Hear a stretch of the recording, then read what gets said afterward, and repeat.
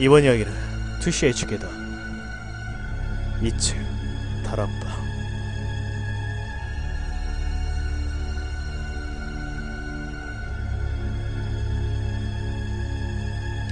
어느덧 20년이 훌쩍 넘은 옛 이야기입니다.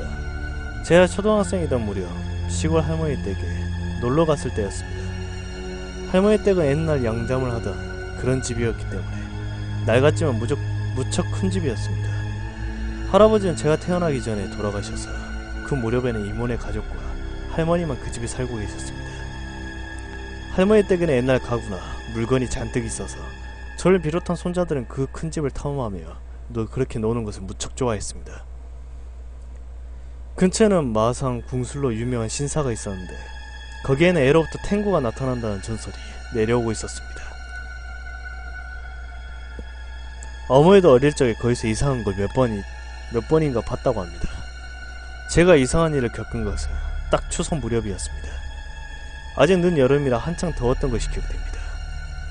여느 때처럼 각 집안들이 할머니 댁에 모이고 같은 또래인 손자들끼리 같이 이리저리 집안을 돌아다니며 탐험을 시작했습니다.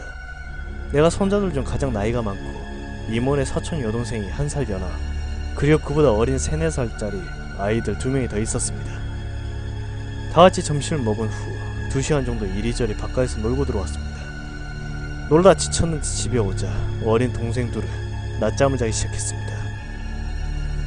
심심해진 나는 1살 어린 사촌 동생과 함께 원래는 누에를 키웠던 2층의 다락방을 향했습니다. 평소처럼 대들보를 타고 오르거나 오래된 가구 위에 올라가며 놀고 있었습니다. 창문에서는 오후의 햇빛이 스며들어 희미하게 2층 안을 비추고 있었습니다. 아이였던 나는 가구 위에서 큰 골판지 상자 2개가 그렇게 쌓여있는 것을 보고 거기로 뛰어내려 보기로 했습니다. 하고 상자 위에 떨어지자 어마어마한 먼지가 뭉게뭉게 피어올랐습니다. 제가 뛰어내린 탓에 상자가 무너져 안에 들어있는 것이 보였습니다. 뭘까? 하고 안을 보니 탱구 가면과 부채, 축제용 의상 같은 게 들어있었습니다. 그러고 보니 신사에서 축제가 열리던 삼촌이 종종 이 옷을 입고 무대 위에서 춤을 추곤 했었습니다. 상자 안에는 그 밖에도 다양한 옛 물건들이 들어있었습니다. 그렇게 우리는 한동안 신나게 그 안을 들여다보고 있었죠. 그러던 도중 갑자기 사촌 여동생이 입을 열었습니다.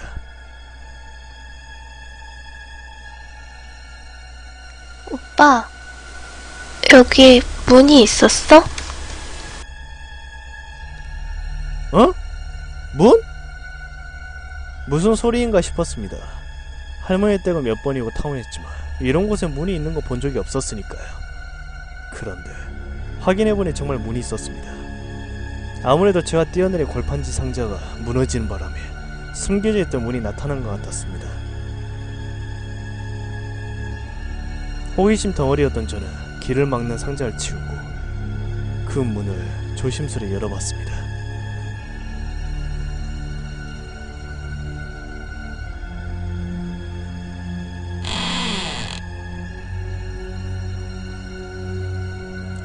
그것은 천장과 지붕 사이의 공간과도 같은 곳이었습니다. 자세히 보니 가장 안쪽 벽에 무엇인가 붙어 있었습니다. 저게 뭘까?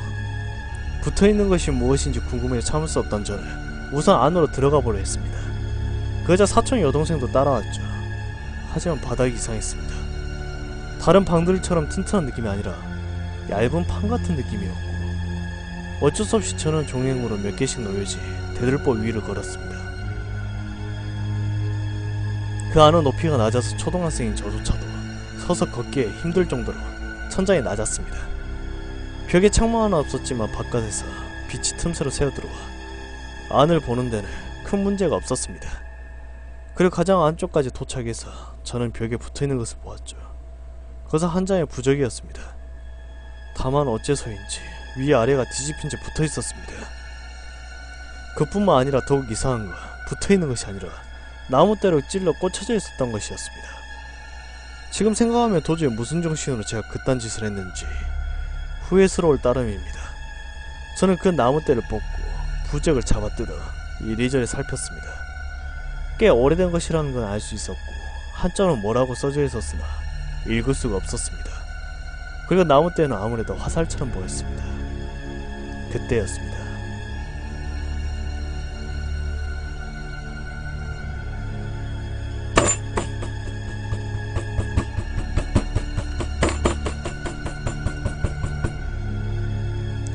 뭔지 알 수 없는 큰 소리가 갑작스레 들려 저는 깜짝 놀랐습니다. 사촌 여동생도 놀란 듯 했죠.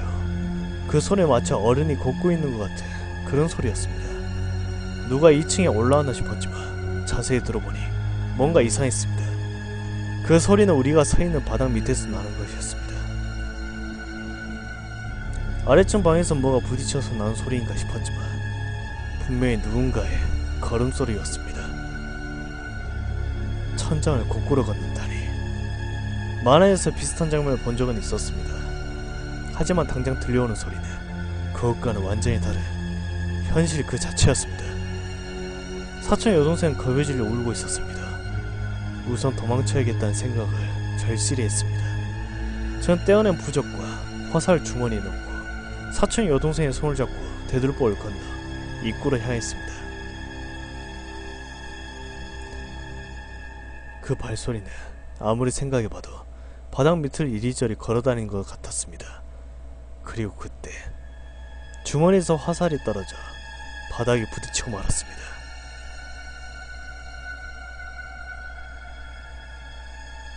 큰일 났다고 생각함과 동시에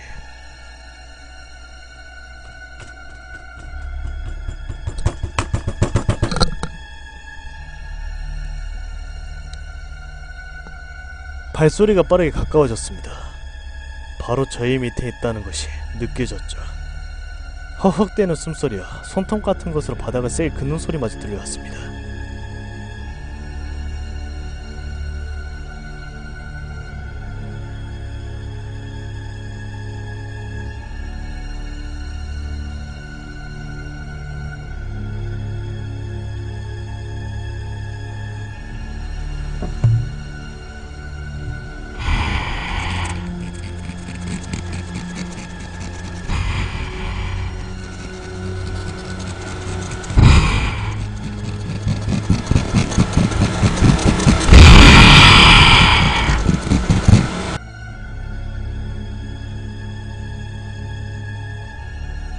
견딜 수 없이 두려웠고 사촌 여동생은 눈만 뜬 채 온몸이 굳어 있었습니다.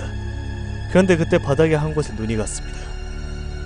바닥에 직경 3cm 정도의 작은 구멍이 보였죠. 아무래도 밑에 있는 놈은 저 구멍을 통해 우리를 바라보려는 듯 했습니다.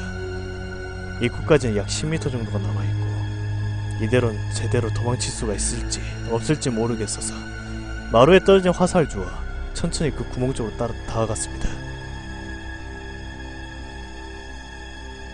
당장이라도 심장이 멈출 것 같았지만 조심스레 그 구멍을 바라보았습니다.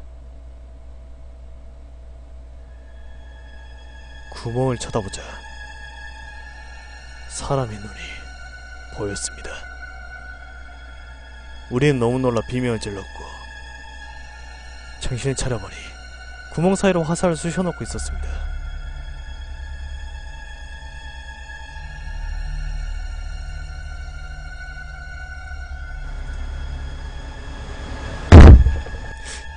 지금이요! 저는 무언가가 떨어지는 소리를 듣는 동시에 사촌 여동생의 손을 잡고 입구까지 송살까지 달렸습니다.